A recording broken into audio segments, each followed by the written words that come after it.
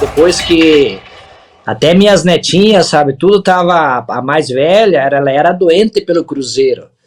E naquela vez, quando o Cruzeiro tava disputando para não cair, e no final de ano eu tinha uma viagem programada para ir a Belo Horizonte, e a minha netinha sempre queria entrar, ela viu os meninos entrando no jogo, assim, ela assistia bastante jogo do Cruzeiro.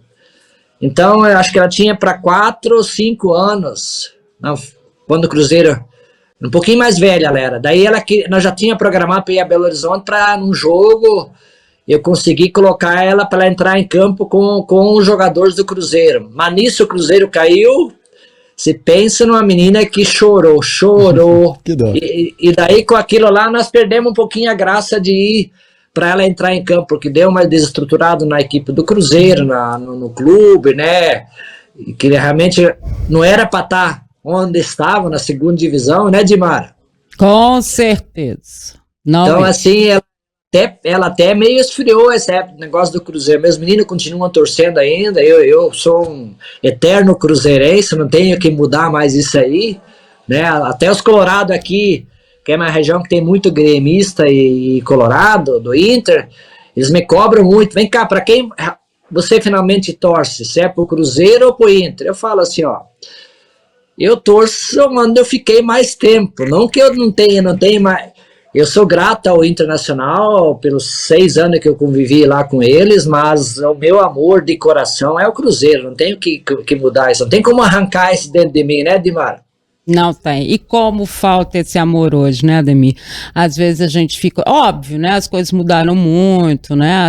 Os próprios jogadores ficam, às vezes, pouco tempo nas equipes, mas a própria relação deles, ou seja, com a SAF, ou com as diretorias, né? Elas perderam essa coisa da magia do futebol que tinha mesmo. E não era só a magia do futebol jogado, mas era a magia do que esse time representava para essas pessoas, né? O Ademir não é daqui, ele é de Toledo, ele jogou antes no Internacional, mas ele chega no Cruzeiro e faz, né, e tá ali, é capitão de um grupo muito próximo, né, são jogadores que cada um conhecia o outro, sabia as dificuldades, né, a gente falou do Boiadeiro, esses dias eu entrevistei ele, e o Boiadeiro, a gente lembra, né, Ademir, Boiadeiro não gostava de viajar de avião, Boiadeiro tinha os negócios dele, não aparecia pra viagem, não sei o quê, e todo mundo respeitava essa coisa dele, até o Enio, que era complicado, respeitava, né, complicado que eu digo assim, muito disciplinador, né? Então cada um respeitava o que o outro tinha e eles não deixavam de ser amigos, eles não deixavam de ser parceiros, né? Enfim, então tudo isso era diferente. Hoje em dia não, hoje em dia você tem um grupo que talvez ali se encontrar em campo e ainda, né, você ainda acha, mais ou menos, mas às vezes nem se encontram depois daquilo, não conversam sobre o que aconteceu, né? Esses meninos, na época, se perdia o jogo, meu Deus, voltava todo mundo pra toca e conversava, via onde é que tinha errado, não era assim, Ademir? É verdade, Admar, assim, por isso que volta aquele negócio da distância, porque um dia que eu fui, uma das últimas vezes que fui a Belo Horizonte, inclusive eu fui na Bandeirantes lá fazer uma entrevista à noite, e daí até a própria da imprensa ali, tipo assim, queria conversar com o Zinho, na época que o Zinho estava no Cruzeiro, se você queria falar com o Zinho, eu fiquei, sabe, abismado com isso aí. Ele falou, eu tenho que ligar lá no Rio de Janeiro pro assessor de imprensa dele para marcar uma entrevista aqui. Tem cabimento isso aí? Tem cabimento? Então, assim, eu acho assim, na nossa época de Mara e Léo, o clube era a nossa segunda família, né?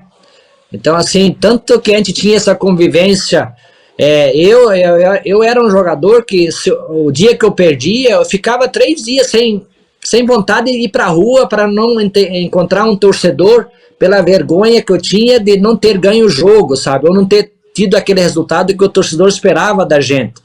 Então, assim, a gente sabe, hoje geralmente parece que quando acaba um jogo, perdeu, ganhou, parece que é tudo a mesma coisa. E para nós, machucava uma derrota, porque nós éramos jogadores, torcedores, pelo vínculo que a gente criava com o clube. E hoje acho que existe uma não sei se é profissionalismo ou muita frieza, né? Porque a gente vê o jogador perder um título e parece que continua a mesma coisa, perderam o jogo de treino, né? Pelo menos assim. é a percepção, é a coisa que o jogador me passa hoje, né?